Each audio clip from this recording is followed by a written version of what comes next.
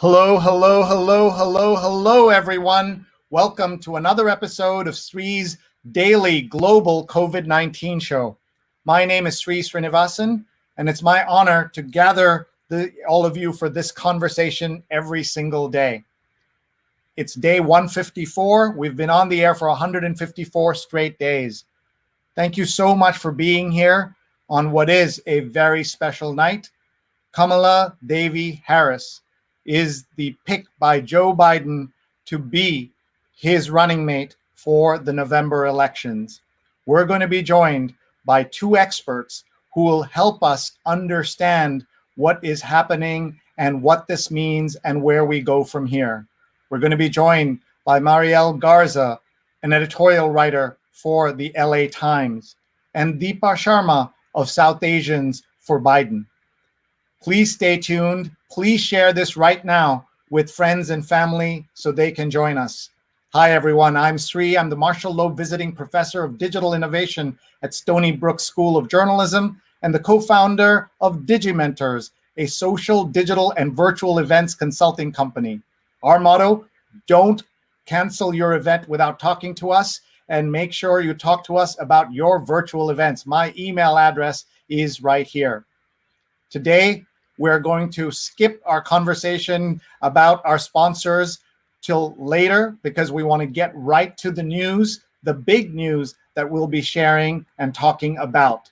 If you haven't been with us before, this is our show. We're live on scroll.in, one of India's leading news, information, culture, and analysis websites. And we are on every single day because of Scroll and our friends Rose Horowitz at Rose Horowitz 31, our producer, along with Vandana Menon at Vandana_Menon. We talk about three crises on this show. We talk about the health crisis, the financial crisis, and the racial inequality crisis. But today, we're going to be talking about Kamala Devi Harris and what it means that she has been selected as Joe Biden's running mate. So let us now bring on stage our guest for tonight as we have instant analysis just a few hours after the big announcement, one of the best kept secrets in town. As I read the news, Kamala Harris was only called 90 minutes before the announcement and told that she was the pick. So let's meet our guests. They are Marielle Garza. Hello, how are you? I'm fine. Thanks for having me. And Deepa Sharma. Hi, pleasure to be with you today. Thank you. I start our conversations by asking, how are you doing during the pandemic? So Deepa, we'll start with you and tell us that and tell us where you're calling in from as well. Sure. I've been fortunate that myself and my family have been healthy through this crisis, and we're coping just fine. I live in the California Bay Area, and I live in Lafayette specifically.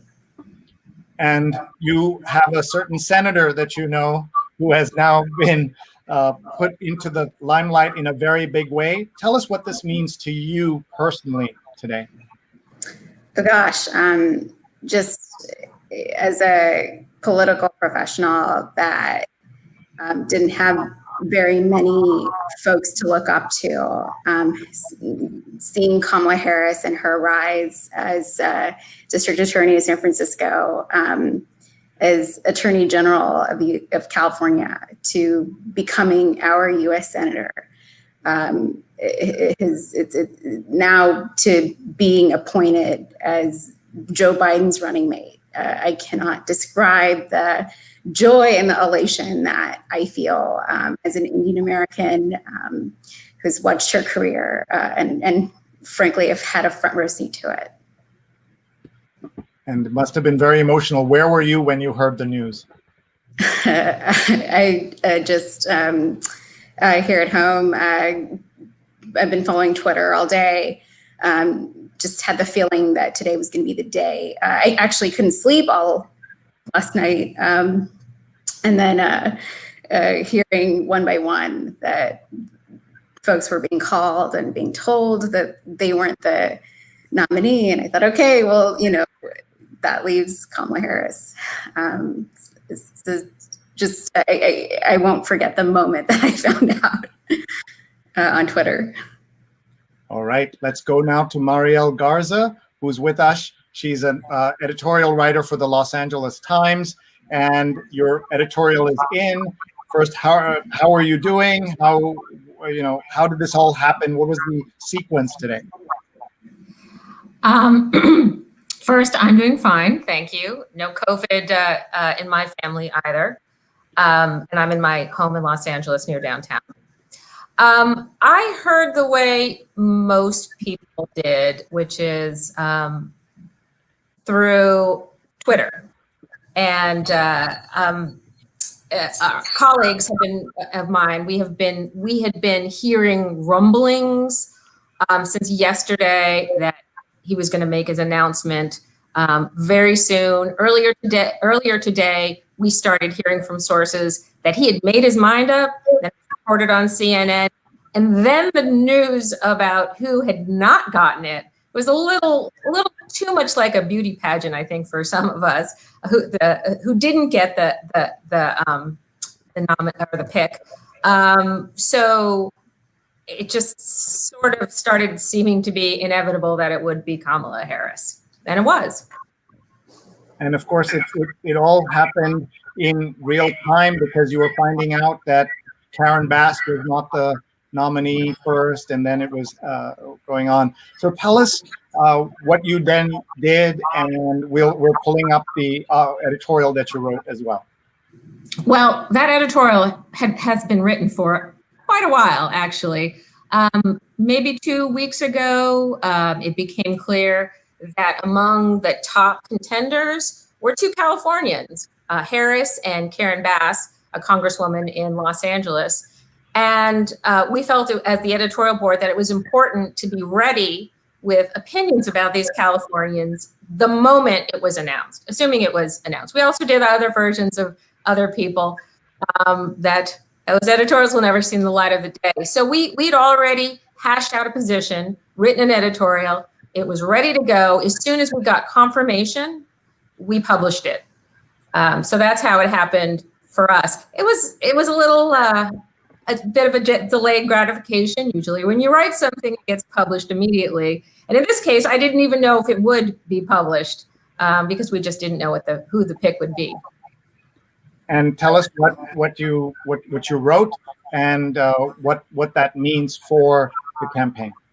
Well, the point, what we wrote in the editorial is that Biden picked a strong woman as his, not just a woman as he promised, not just a woman of color, which he really had to do, but a strong woman, not someone who would compliment him, and I don't mean like compliment him and be a supporter, but somebody who is who could have been president on her own. And that says a lot about Biden. First of all, she was very hard on him in the debates, to the point where at one point, hot mic moment, he said, "Go easy on me, kid." And he didn't hold that against her. And I think that says a lot about him, that he's more interested in winning than in personal loyalty in his own feelings. Thank you. This is a moment that we'll all remember. So if you're watching right now, please tell us where you're watching from. Please post in the comments. We'd love to read and note this moment. I remember where I was when I saw the Time magazine cover of Geraldine Ferraro. I still remember that cover. Today we live in a different world where information comes out so quickly. And so Deepa, what I thought we could do is look at some of the reactions online and get your thoughts about them as well. So I'm going to start by showing, let's see here. I'm just going to go in and show Maya Harris's tweet. So tell us about Maya first, please. Maya Harris is Senator Harris's sister. She is an authority in her own right. She's a civil rights lawyer. And she was also chairing Senator Harris's campaign for president. So her rise Senator Harris's rise, in part, I think, is attributed to the influence of her sister. So this must have been such an amazing moment for her and her whole entire family. So let's play this. Let's play this video so that everyone can hear it. Every time I'm just going to rewind it so we start from the beginning. My mother. Here we go. My mother, who raised me and my sister, was a proud woman. She was a brown woman. She was a woman with a heavy accent. She was a woman who many times people would overlook her or not take her seriously, or because of her accent, assume things about her intelligence. Now, every time my mother proved them wrong. Every time she proved them wrong.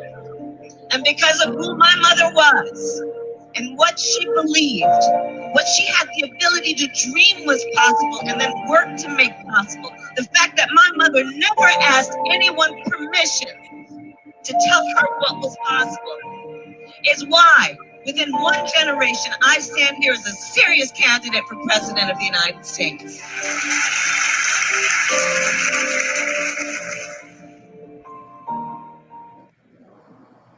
Let me ask you, Marielle, watching that, what are you thinking about?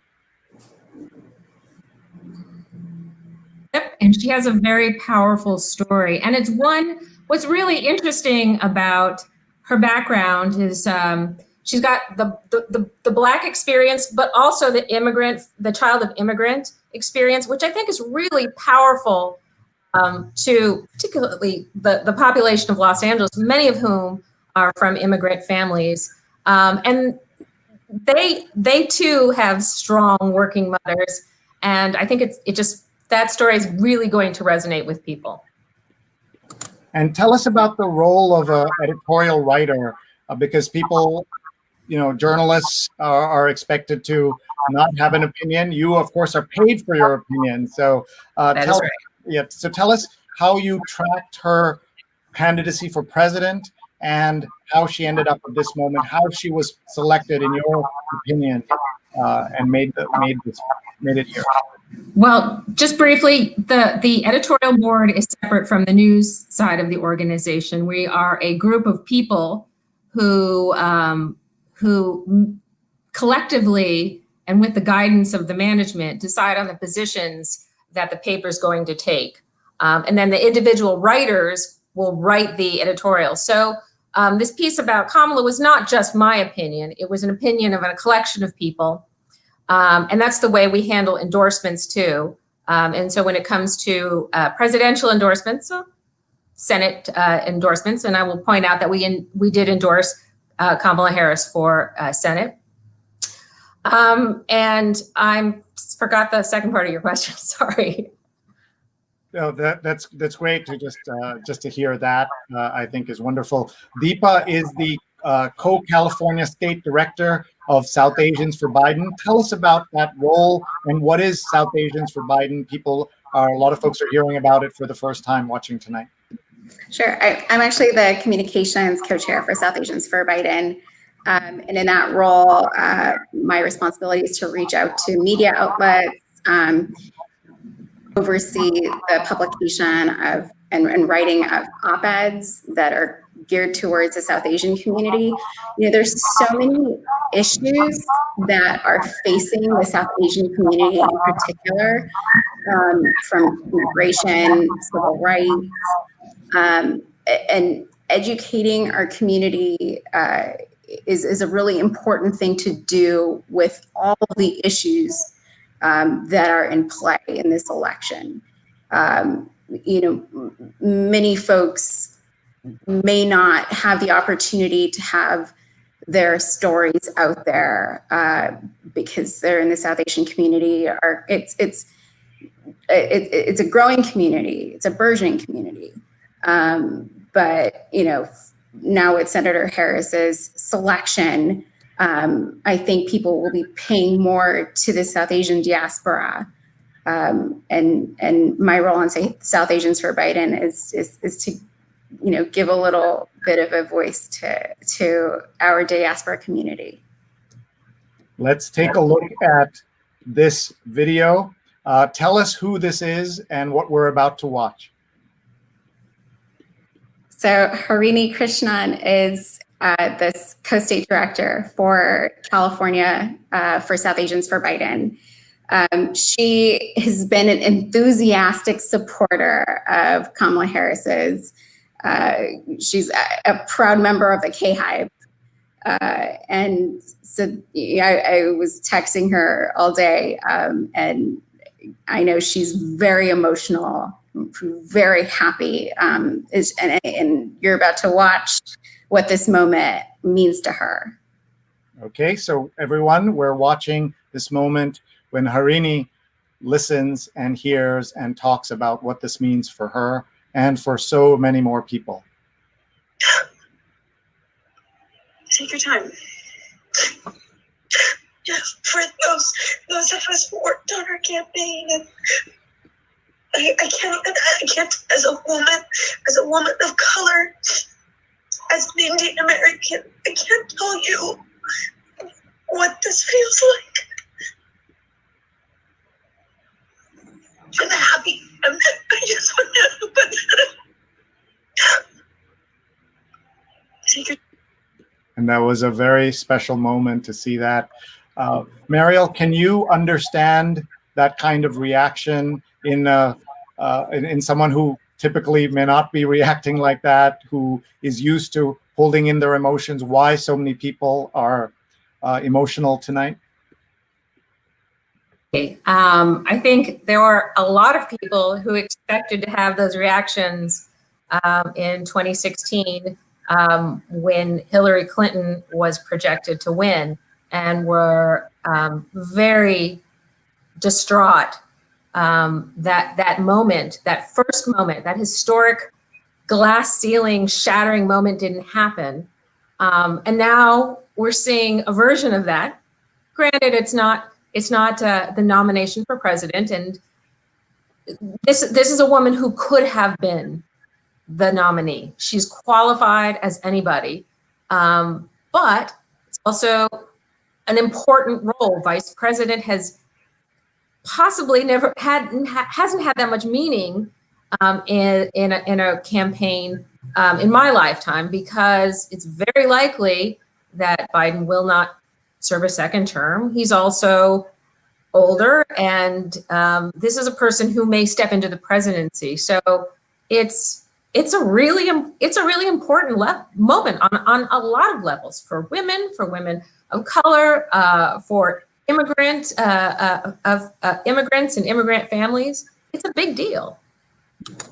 I want to tell you that I'm a proud subscriber to the LA Times, but I discovered I've never turned it on my laptop, only on my app. So I do have your op-ed here by the editorial board of the LA Times. Harris' pick shows Biden isn't afraid to have a strong woman at his side.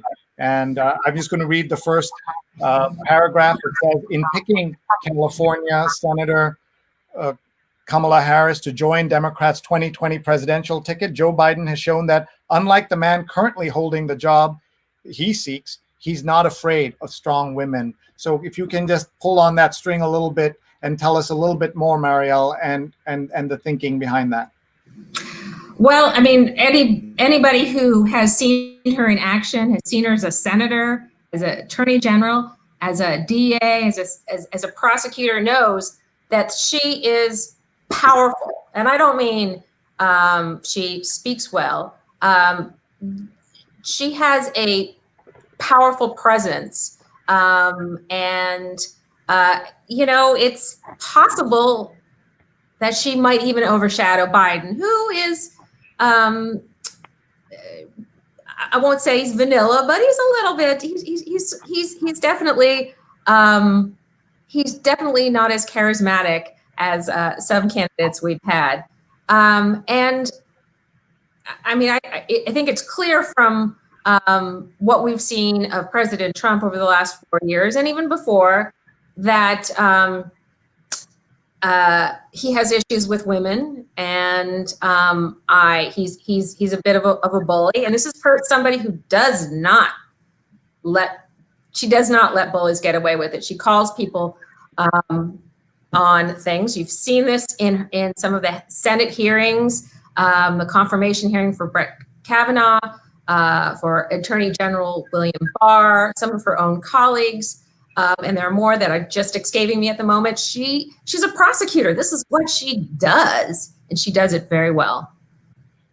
Deepa, as you're listening to this, tell us about how Indian Kamala Harris is. Her name is Indian. Her mother is Indian. Talk about her Indian connections and her Indianness. A lot of the press has been saying that this is the first African-American woman to be nominated for a major party ticket, but are not focusing on the Asian American side or the Indian American side as much as many of us would like to see. So explain that for our audience, please. Yeah, as an Indian woman, having looked up to Kamala Harris throughout my career, she is very Indian.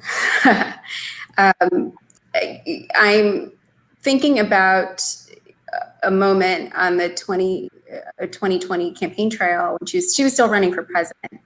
And she did an Instagram live with Mindy Kaling, and they made dosa, for instance. And she had a reaction to seeing how Mindy stored her spices. And she said, oh my goodness, like my mom keeps her spices, she kept her spices that way too. It's a very subtle thing that made me feel like, yeah, she is Indian American. She was raised by an Indian immigrant woman. And just as an aside, as the district attorney for San Francisco, Kamala Harris has deep roots in the city. My parents owned an Indian restaurant in San Francisco, and she was a customer. In fact, my mom would tell me about a conversation where Kamala Harris herself is calling for takeout. And one day she was ordering takeout, and she mentioned that she had just recently gotten married. And so her roots are Indian. She's proud of her heritage. I don't want anybody to detract from the fact that she very much has a mixed upbringing. And even if the story around her is about her being a Black woman, yes, that is significant. But she herself is not trying to erase her Indian American heritage. That's not of her doing. So that's something I don't think anyone should hold against her. I think we have seen some candidates who are of South Asian origin kind of shy away from their South Asianness. I saw this with Bobby Jindal, who I knew when he was much younger and a wonderkind in Louisiana, and met him. And he was very solicitous of the South Asian community and would come to events. And I emceed at least two events where he spoke. And then as soon as he started running for Congress, there was like a turn. And he was, running away from his Indianness, and that's what sometimes is seen. Let me ask Mariel, as we're thinking about the election as we go forward, what are the strengths that she brings to the ticket, and what are the things that she is going to have to answer for, and that are going to be poked at by the Trump and Pence campaign? And later, I want to ask you to speculate about the debate between Pence and Harris, what that will look like. I look forward to that. Well, what she brings, I think, is not just sort of a compelling story, but during the primary campaign, there was a real shift leftwards. There was a lot of talk about progressiveness and who's more progressive, and I think it was a little scary to a lot of moderate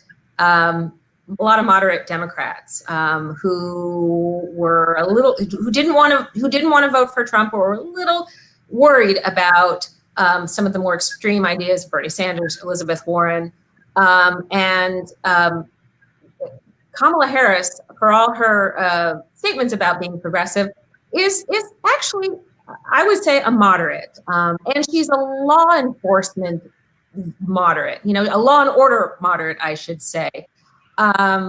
She's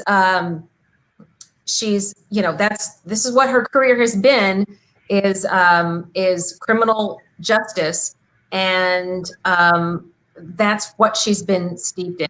And I think that's going to be attractive to a lot of middle America who don't want to see socialists on the ticket, and who will feel comfortable voting for her, knowing that she may well be the president, and that she's not going to be advocating for things that they find extreme. She also possibly energizes, I think she does energize, and the Black voters. And I know she identifies as Indian, but she also identifies as Black, and I think that's perfectly okay. I'm Mexican American, and I identify as both. And I think that's perfectly okay. It's very American. But I think she energizes that vote. And this is an electorate that stayed home in 2016. And, Democrats have really just relied upon, but in a lot of ways ignored. And that is an important goal that she brings to this race. Now, here's the thing about Harris, is one of our biggest criticisms that we've had of her is her squishiness on hot topics. She avoids taking controversial stands sometimes.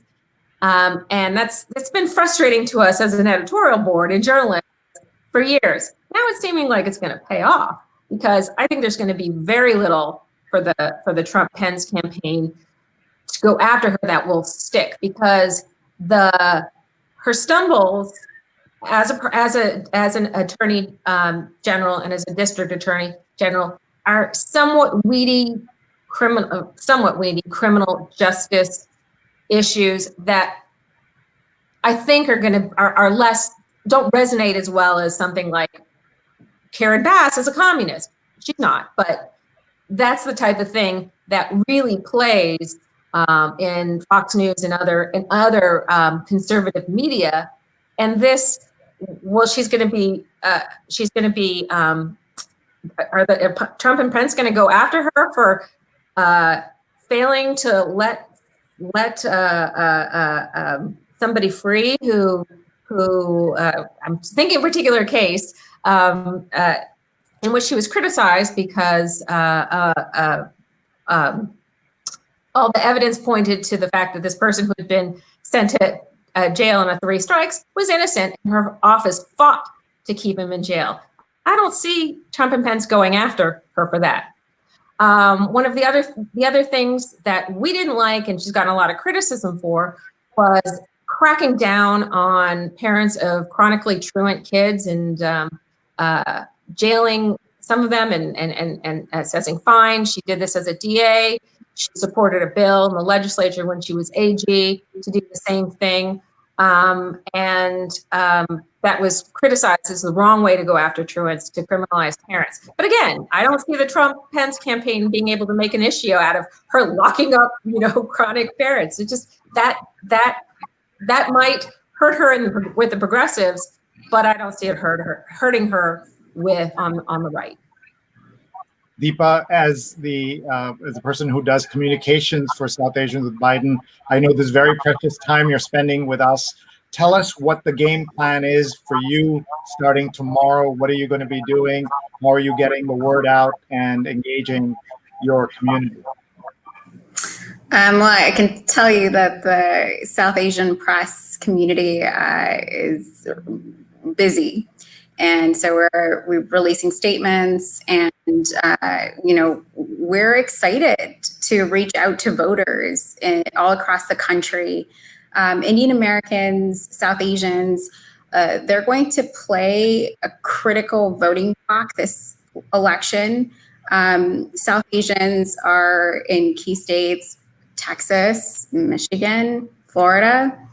And this pick of Kamala Harris is only going to help us reach out to the South Asian community and convince them that it is worth braving, the voter suppression tactics. It is worth calling voters, reaching out to your community, and letting them know that this election means the world to us. So our work is cut out for us, but I have to say Vice President Biden made this a lot easier for us, and I'm excited actually to get to work. Let's take a look at some of the comments that have been coming in. Jonathan Borstein's watching from the East Village. He has watched 154 straight episodes, including the one we did earlier today, because we didn't know we would be obviously having this big news. Linda Bernstein, one of my colleagues, is watching. I'm interested in how the campaign plans to reach out to progressives. So Marielle, I think she's hitting on what you just talked about. So let me ask that question of Deepa. How will the campaign reach out to progressives who may feel that they wished they had someone more like Bernie Sanders in the race? Well, I can't speak for the campaign, but I know that as someone, because Kamala Harris is from California, all of the policies that she's championed, she is an agent of change. And this is the most progressive ticket in American history. We cannot lose sight of that. Our differences are microscopic compared to our differences with the Republican Party and what they have to offer. The pandemic is causing such huge economic devastation to communities across the country. The Biden-Harris ticket is the only one that is offering real solutions. Democrats are offering real solutions to that. That is what is going to get progressives to come out in November. And I know for South Asians for Biden, that we're reaching out to all segments. South Asians come in all shapes, stripes, and political views. And we very much value the energy that progressives bring to the party, and they are a key voting bloc. And it's just about sharing what Biden and Harris will do, and the contrast that they pose to this current administration. Let's bring Marielle back into this conversation. There's a lot of people watching overseas who find it difficult to kind of understand some of the American electoral math. So can you explain what this ticket in this now combination, where they will be easy for them and it will make a difference in those battleground states and where it will not? Just explain that, please. Well, yeah, that's a whole show, right? Very quickly, there are 5 battleground states in the United States, and that means states where it could go Republican, it could go Democrat, and does switch back and forth. California is not one of those states. Biden does not need to win California. That's not why he picked Kamala Harris, because I'm convinced that California would vote for a long dead Democrat before it would vote for Trump. But actually, I think Biden is the one who plays best in those battleground states, like Florida, because he's a safe candidate. I mean, let's be honest. He was not the most progressive of the candidates. He was seen as the safe bet, the one that didn't scare people, the nice avuncular candidate who would take us from a moment of crisis and be kind of the dad that we need. And I think that's what That's how this ticket will play. But they also need Democrats to, in the cities in these states, to turn out in large numbers. And that's where you want to have, in the cities like Michigan, excuse me, that's a state, in the cities like Detroit and in states in the Midwest, you want the cities to have high turnout. And that's where Kamala Harris, I think, adds to the ticket because she's going to energize those voters. I hope that explained it. Very you did. One question I'll ask you, and then I'll ask Deepa also, is about how fussy sometimes it seems Democrats are. Do you remember they said there was not much of a difference between Al Gore and George W. Bush in the 2000 election? They were both called corporate. You've heard the expression that in many ways Republicans are unapologetic while Democrats are unforgiving, meaning you have to check every single box for a Democrat before a Democrat will support them. Whereas a Republican, as long as the guns, the abortion, judges, some combination of those are checked, they're okay and they don't care. And they, in fact, revel in an imperfect vessel, as some people have called Donald Trump, right? If you want to think about the least Christian person in the world, that might be Donald Trump, but they have justified it. So first to Marielle and then to Deepa about that unforgiving part of the Democrats. Yes, they are unforgiving, and the way they don't forgive is by not turning out, and as opposed to voting for the other side. That generally doesn't happen. But I think this election is going to be unlike anything that we've seen in modern history because we have a Republican in office who a lot of Republicans they're not gonna just check him off just because he's got an R behind his name. There are Republicans who are actively organizing against him. It's in the Lincoln Project, which has been doing some amazingly tough videos on social media. I'm sure you've seen them. So this is I think the calculus has completely shifted. I think this year it's going to be for Democrats, anybody who's a Democrat, whatever. I don't even think that the party needs to specifically craft a message for progressives because other than Biden or Trump. And I think that's what's going to get people to the polls. On the other side, and the Republicans really need to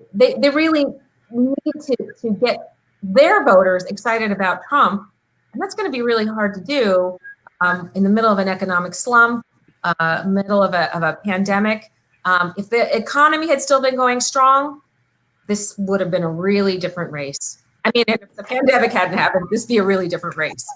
I will just say that Trump has a way of distorting reality so strongly that I watched a few minutes of his press conference yesterday and I started believing that the virus is almost gone, everybody's better, jobs are back. Like that's that distortion that he's able to inflict on the world, and that's what they'll have to fight against.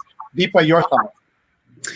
Yeah, it's not that I think that Democrats are picky. I think that if you look at the Democratic coalition, right, it's young people, people of color, Black communities specifically, Black women, immigrant communities. These are communities that are difficult to maybe reach out to, maybe they rent. And so I don't think it's more so that they're looking for the perfect candidate. It's that I think that it's more difficult to reach voters that are within the Democratic tent. And so, when voting is on a work day, for instance, people don't get the day off. These are all things that can pose unique challenges to Democrats because of the coalition that has been stitched together. So I agree with Marielle that it's Biden or Trump.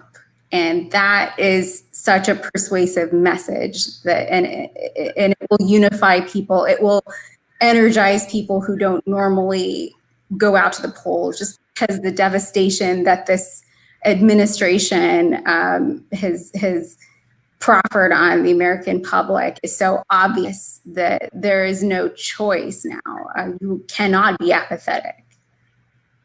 Thank you. Let's go check out the comments. There are lots of comments coming in. Firoz says, U.S. citizens of Indian origin tend to support Trump because of his anti-Muslim rhetoric. Do you think this choice will have any impact on this bias? First of all, yes, a lot of Indian Americans do support Trump, and some of it is because of that rhetoric, but the majority of Indian Americans, South Asians, did not vote for Trump and are not Trump supporters, and that's before the pandemic. But Deepa, your thoughts on this particular question? Yeah, I've looked at the voting trends. In 2016, the Trump campaign did try and reach out to Indian American voters. He had an event in New Jersey. And despite all of that outreach, he lost the community.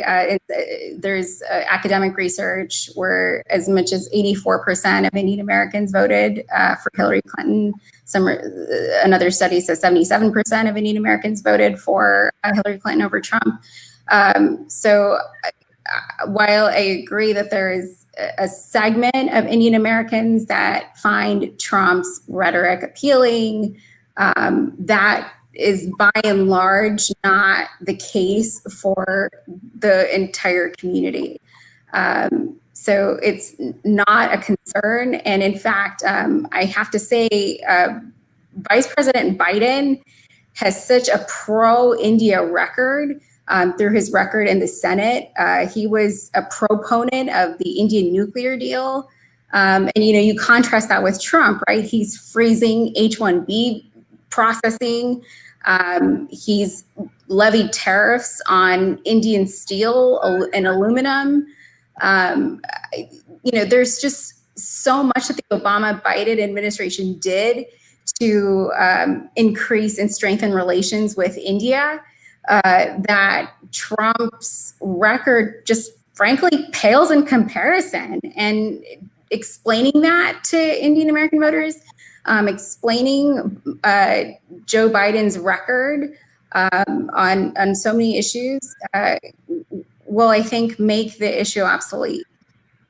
A question from Rose Horowitz, one of our producers. What is the percentage of Democratic voters who are South Asian? How active are they as voters? So obviously the percentage of just the overall population, Indian Americans are about 1%, South Asians maybe 2% or 3%, right? Deepa, something like that is the number.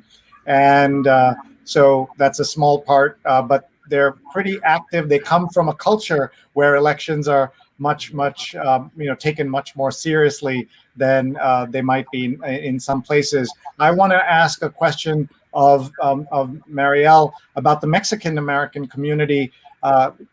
Candidate Trump started his election campaign, as you know, by calling out Mexicans as rapists and criminals and had nothing nice to say. The entire campaign seemed like a total disaster, but 27% of Hispanics voted for Trump and got more votes than even Mitt Romney, whose father happened to be born in Mexico. He was not Mexican. How do you explain that to the American audience? I mean, to maybe people who don't understand this. Of course, some of that is Cuban policy, and Cuban Americans tend to vote Republican no matter what. But how do you explain that, and what lessons are there for the Black vote, and the South Asian vote that we should look for?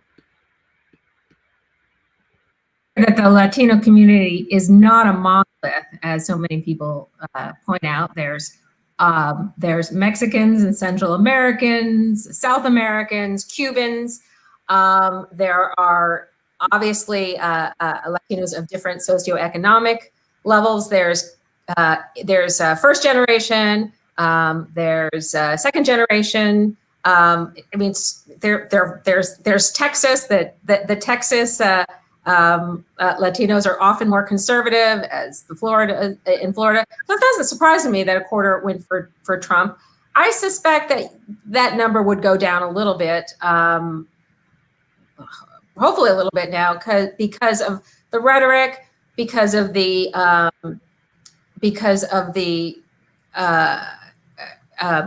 tactics that he's taken on the border, which just seem inhumane to anybody of any ethnicity. Locking up children and separating families is just bad policy that I don't think really plays well. I mean, the stereotype of a Mexican immigrant family is family oriented, which is, I think you could say that about anyone. People care about their family. And when you strike at the family like that, I think that really hits hard.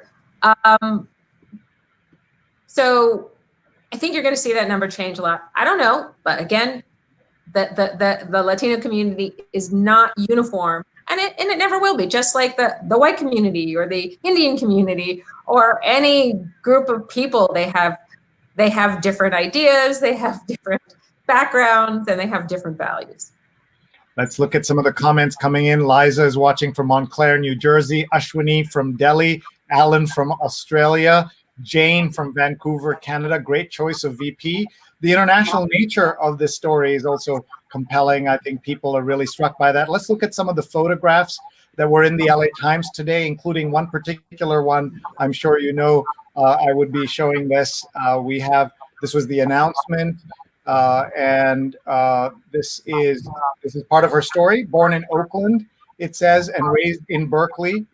Kamala Harris is the older daughter of 2 immigrants. She's a product of the Bay Area's competitive political training ground, having worked in the public sector her entire career. And that, of course, has an impact on how she sees the world and what she has done. And then I'd like Deepa to talk about this photo and this story behind this photo. I do know that photo was circulated during her presidential campaign. This is when she visited India. And I know that maybe it was her niece, Kamala Harris's niece, that brought it out when there was some criticism that, maybe she wasn't Indian enough. And I think this photo is quite a testament to, she would go back to India to visit relatives the way that a lot of Indian Americans would. And that's what you're seeing there. A question from Ariel. Tell us about what happens to her seat. Does she have to be appointed? Is there a successor named immediately, or only if she wins? If she loses, does she go back to the Senate? Explain that, please. Yes, I mean, she could quit her seat, but I don't know why she would at this point. If she wins, it means there'll be an open Senate seat, and that means the governor of California, Gavin Newsom, gets to appoint that person. And that's really, really important to pick, because that person is going to be well positioned when re-election comes a year later. So it's going to give whoever is really interested in being a senator. And there are several politicians who I know want that job and are going to be and probably have been jockeying for a while, ever since Kamala Harris started running for president, with a thought that she might become president or vice president or in the cabinet.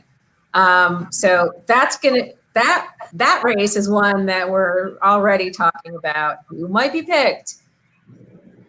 And the governor has the right to pick anybody and appoint anyone. Is that correct? To serve out the rest of the term. That is correct. These are all kinds of new things for a lot of people who are watching and trying to understand. Raj does understand all this. He used to live in New York. He's waking up in Pune. He said, so proud to wake up to this news. Mark found out through his local newspaper in Durham, North Carolina, and a breaking news announcement they sent, followed by friends' texts. And Villiers says, congrats to her all the way from Mumbai, India. Proud to have her as the running mate. Nikhil says, happy about Kamala, but don't know much about her Indian background, and that's why we just were able to talk about it. And I think that was helpful for a lot of people. Someone says she and Biden will get the popular vote, but we're not a democracy. I don't see them getting the electoral college votes they need. That's how we elect. So Deepa, talk about that, please. So the United States, or in our Constitution, we have an electoral college, which is apportioned by population. And so, for example, Hillary Clinton, she won the popular vote by 2 million more votes than President Trump, but unfortunately, she didn't win the election because of the electoral college deficit. But to that, I say that, look, Vice President Biden has run a national campaign. He's winning.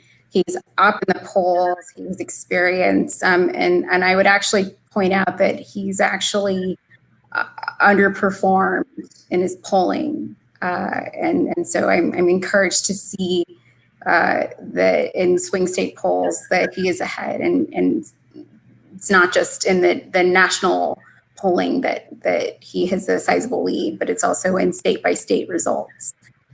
So yes, the Electoral College is concerned. It creates undemocratic outcomes, but this is likely a little bit less of a concern just because of Vice President Biden's experience and his team they know what they're doing. Thank you. Let's ask Marielle the same question. Yeah, I don't, who knows how this election is going to go. I stopped putting any stock in polls 4 years ago when Hillary Clinton was projected to win and sweep. That didn't happen. Do I think the Biden campaign has a better chance of winning in these swing states? Definitely. Some of those states have voted Democratic before, and there's no reason that they wouldn't again. But who knows? Who knows what's going to happen? We have a very strange system of electing the president, and if we have another case in which a popular vote is lost to the Electoral College, there'll be even more pressure to get rid of the Electoral College, which I will say that as a electoral board, we have supported getting rid of. It's an archaic system that no longer works in the way that we want it to work. Just to tell folks, though, even if that does happen as you're describing, that people get angry, there is nothing that can really be done because the states that have this power have to voluntarily give that power up, meaning they have to ratify any change, and that will never happen. Why would a small state give that up? And that's one of the infuriating things about the American system that we can debate and discuss, but almost have no impact on. We have so many comments coming in, and we need to let our guests go in just a couple of minutes. So many folks are asking about how the next 90 days, 85 days play out. So Deepa, your assessment of what people should look for, and then Marielle as well. In the next few weeks, I see more exposition about Senator Harris. The DNC convention will sort of help frame how this campaign will look. There will be a ratcheting up of voter contact efforts. It's already underway, but voters they pay more attention as they're closer to getting their ballots. So you may expect to be reached out to by campaign. And what about the confusion that's happening with the mail-in process? Linda says a lot of people are saying that Biden-Harris voters will need to vote in person to avoid mail issues that Trump is creating. What are you doing about that? Yeah, so something that we're doing is notifying everyone to check their registration. And because of the recent news about the post office and the postal service, that there are significant delays. And so we're monitoring that, and we'll be notifying our members in every state about what they can be doing to protect their votes going forward. But it is a state by state issue, right? California's vote by mail. Our governor is going to protect that. Other states their leadership are not amenable to casting your ballot in the midst of a pandemic by mail. So it will be about educating voters, letting them know about the deadlines, and ways in which that they can cast their votes. We are seeing so many comments coming in, including the trolls have arrived, and I cannot share most of what they're saying, but I just wanted to show you both Marielle and Deepa that here is somebody. We said that it's hard to label someone like Kamala Harris a communist or a socialist, but here you go. They're going to say that. The facts don't seem to matter much in these elections, and so what can people do to understand the issues and vote in the right way, Marielle? Read the LA Times editorial page, of course. Yeah. But seriously, I mean, get educated and read a lot of sources, not just the LA Times, not just the New York Times, not just the Wall Street Journal, not just Fox News or CNN. There's so many sources of verified news and discussion like this show and others. People should do their own thinking and not just spout ridiculous stuff like communist coming, because it's not helpful. And is not true anyway. And that would be something that, there is a communist party and people can support whatever they like. Madhu Soman says, questions popping up about how her name is pronounced, Sree. Is it Kamala or Komala, which are both distinct Southern Indian names, which mean lotus? Her book suggests, as Saqib Ahmed of Reuters pointed out, it should be Kamala, as in the punctuation mark. Deepa, any insights into this? I think she has weighed in on this before, but if she calls herself Kamala, we should respect what she calls herself and the pronunciation she uses. Right, and I'm sure you get that also, Deepa or Deepa, right? There are, I get that as well with my name. And Marielle, we talked about your name, and people, and so here are three people with unusual names by some standards, but we think it's pretty common and not so surprising. Before we let you both go, because you've been working so hard all day on this story, I want you to take a couple of minutes each and just kind of reflect. What does this mean? I talked to my kids about this today. I know that this is a moment that I will never forget, no matter which way the election turns, what happens, that this was the moment where we had a woman of color who was South Asian, who was Black, in this moment, with everything happening in the world, was selected and got a chance to run for vice president, not erasing what happened with Hillary Clinton. And you remember there was some kerfuffle about what Maureen Dowd wrote about that. But just the fact that a woman of color has been elevated to this position, a position she has earned, I would love to hear each of you kind of dig into that a little bit, and then we'll let you go. Marielle, we'll start with you. Marielle is editorial writer at the LA Times, and she has an editorial that she worked on for a while and was published tonight after the pick was made. So Marielle, thank you for being here, and your thoughts, please.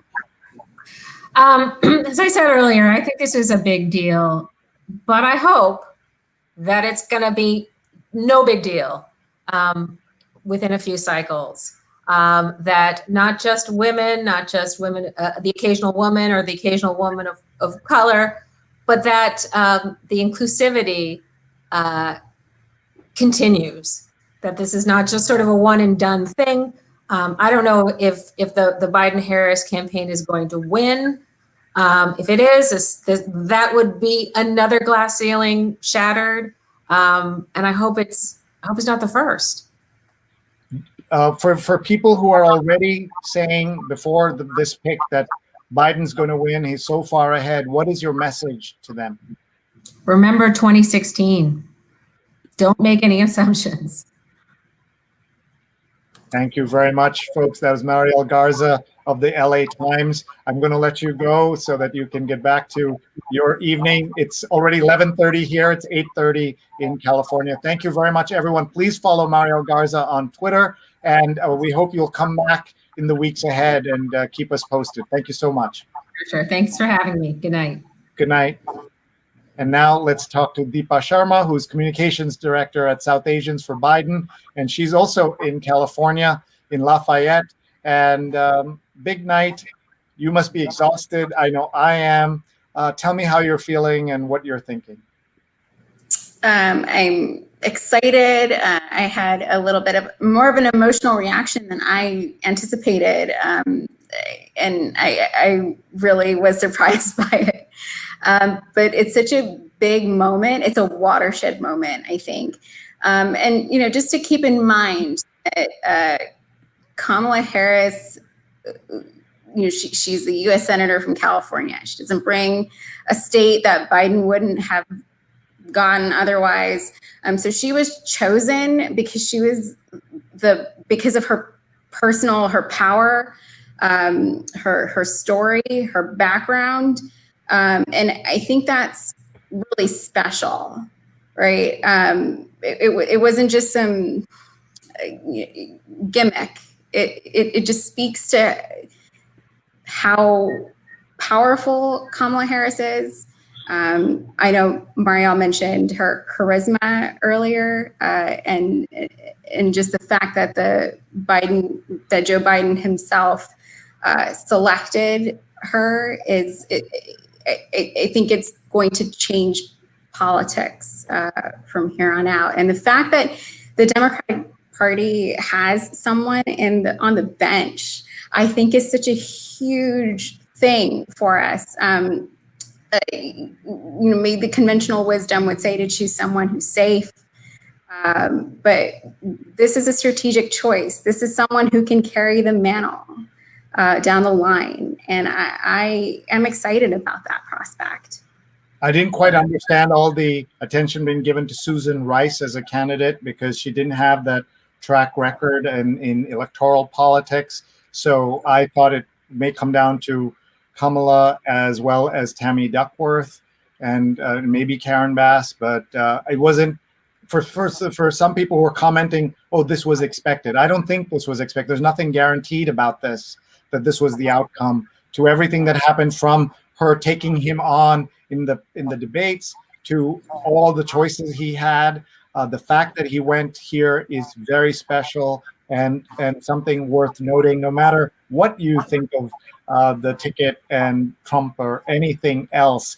Before you go, talk to the young people watching who are quite aware of what this means, because they're growing up at a time when I was watching Sanjay Gupta on TV. We have so many people on movies, on television, anchors, people on Sports Center. We have senators, we have congressmen and women, and it's just so routine to see South Asian faces in so many aspects of life. CEOs of Google and Microsoft and Adobe, and Gap. The CEO of Gap is an Indian American woman. Talk to those kids who think this is all natural and the way it has always been and the way it'll always be. Talk to them, please. So I'm in my early 30s, and I was born and raised here. When I was growing up, people could never place me and would assume that I was from the Latino community. That's how invisible Indian Americans were in very recent times. The fact that it's not like that anymore, I'm grateful it's not like that anymore. But it's a fragile thing that we have now, that it's not such a big deal, because this administration is trying to erase us. They're trying to erase communities of color, South Asians included in that. This administration is trying to prevent our community from growing in America. So this ubiquity that we've all, we're sort of looking back and going, wow, that's just an amazing thing. We cannot take that for granted.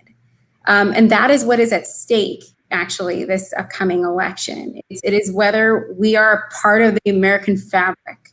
Are we important to America? Or are we just, a community that just has an economic benefit to the country, and now that's no longer needed, and so we can all go back home now? That is the message from the Republican Party about immigrants.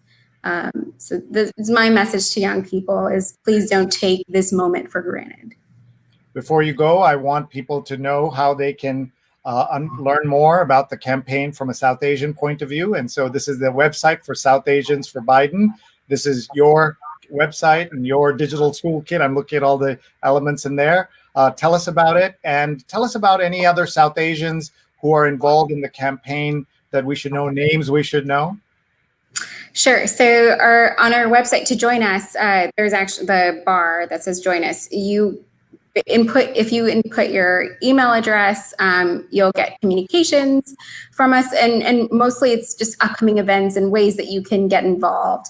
So I know every Saturday, They See Blue and South Asians for Biden, they have voter contact efforts. You can get involved with that. You can call other South Asian voters in swing states. We've been reaching out to Wisconsin as of late. Harini Krishnan has actually led that effort for us. There are plenty of ways actually to get involved. So input your email address. But we also have a slew of events that we're putting on that are geared towards the South Asian community, so you can learn a little bit about what's at stake for all of us. Like we're planning an event around South Asian business owners that are being uniquely impacted by the pandemic. On our board, we have people that are from the tourist business-facing industry that are facing unique hardships because of the pandemic and the lack of a national coordinated response. We had an event about hate crimes and the increase in the level of hate crimes against the South Asian community. So these events, I think, are important in order to help you learn about these issues and be able to talk to your friends and your neighbors, your associates, about what is at stake for the South Asian community in particular. So I hope everybody please join South Asians for Biden. Join us in this effort to get Joe Biden and Kamala Harris elected to be president in the United States, so that we can get to the business of building back better.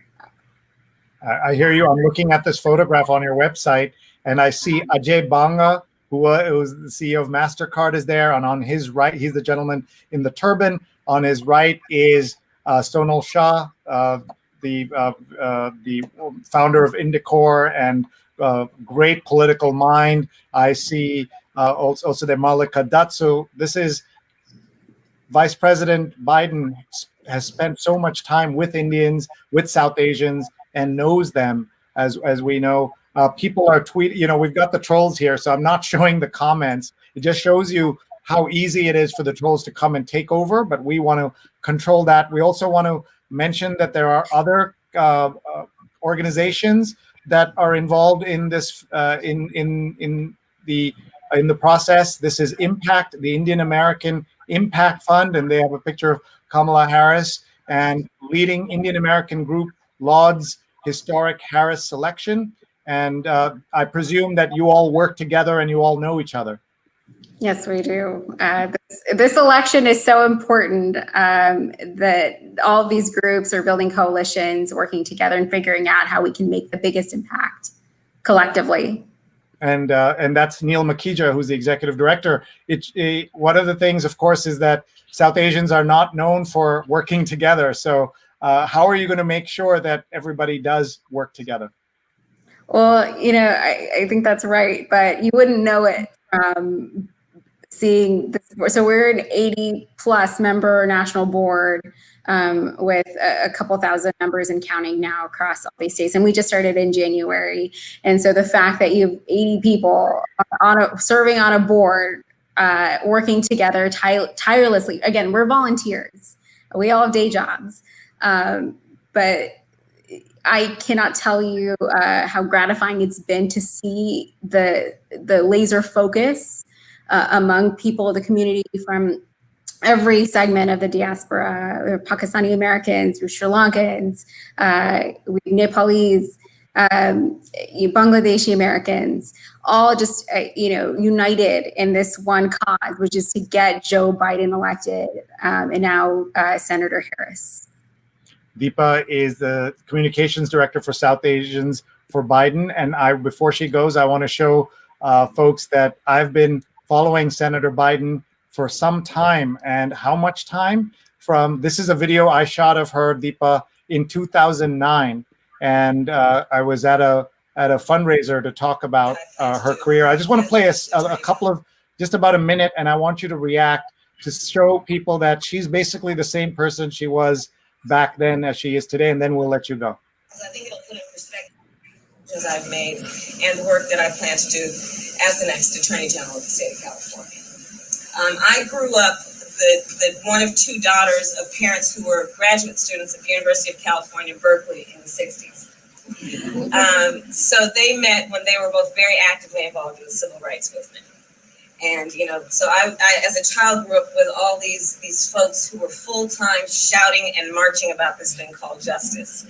And I'd like to say I was there marching too, in a stroller, but marching nonetheless. And for me, frankly, in that environment, the heroes were the architects of the civil rights movement. And they, of course, were the lawyers. Thurgood Marshall and Charles Hamilton Houston and Constance Baker Motley. They were taking the skill of their profession to translate that passion that was happening in the streets, to bring it to the courtrooms of the United States. So your reaction seeing that after all these years, 11 years ago, June 4th, 2009, I took that took that video. Yeah, something about Senator Harris that makes her candidacy so appealing is that she has a unique understanding of how the law impacts communities. So it's not just about progressive rhetoric or anything like that. She knows that the biggest thing we can do to help people is by changing laws.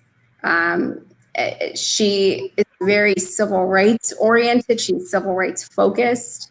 A lot of the positions that we take for granted, her stance on gay marriage, for instance, back in 2004, when she was district attorney, she was marrying and bringing same-sex unions together. So I just think that throughout her career, she has been consistent about knowing how to deliver results to justice to the community. And she will continue to do that if she's elected as vice president with Joe Biden this November.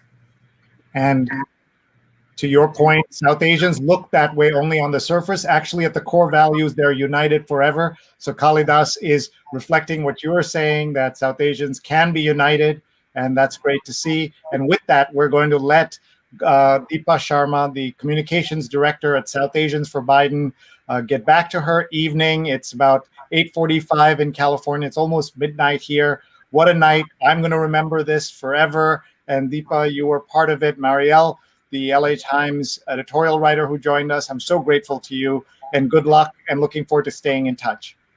Thank you so much for having me. Bye-bye. And that brings to an end tonight.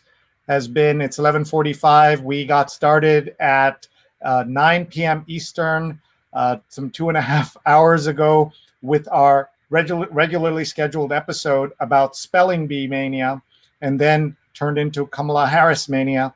And we can see from the trolls that are just taking over my timeline that even people who don't like her are spending their energy talking about her. And we'll see where all this goes, how this translates onto the political the campaign in the weeks ahead. We have no idea. This is unprecedented. And then you have a president injecting chaos with the mail-in voting.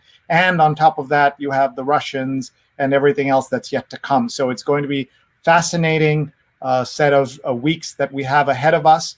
On this show, we can tell you that our plan, it was when we started 154 days ago, to just be here for a few weeks because we thought that was what the pandemic was. And here we are 5 months later, and we're going to continue. We haven't missed a single episode of the show, and we've gotten wonderful response from all of you, and we're so grateful for that. And this show will, I can tell you tonight, will continue through the election. We want to continue to learn. This has been a place where we've said we will learn every single night, and we have. These are our first 150 episodes and our 281 guests, and even more after tonight.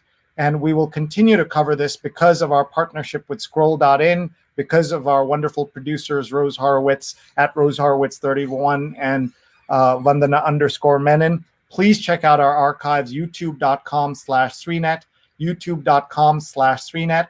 And we are just so grateful to everyone who has participated, who has partnered with us. If you're a sponsor, if you're a viewer, so many of you write in to say you love the show because it's uplifting. But I want to tell you it's uplifting for me. I have learned so much, and this has gotten me through the last 154 days. Now we're going to go for at least another 80-something days through the election. Do not expect it to be one election night. It could be several days and weeks before we know everything that happens. But we have plenty of time to get to that.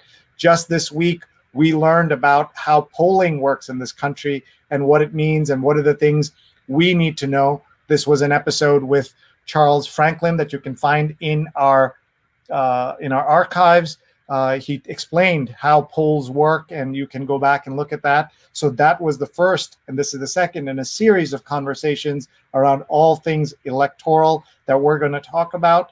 And I can tell you that my work as a writer and as someone who talks about where we're going, I'm going to be paying very close attention and looking forward to your feedback, your suggestions for speakers, guests, and where we go from here. Thank you so much for being here. Thank you for your support, and please email me, Sree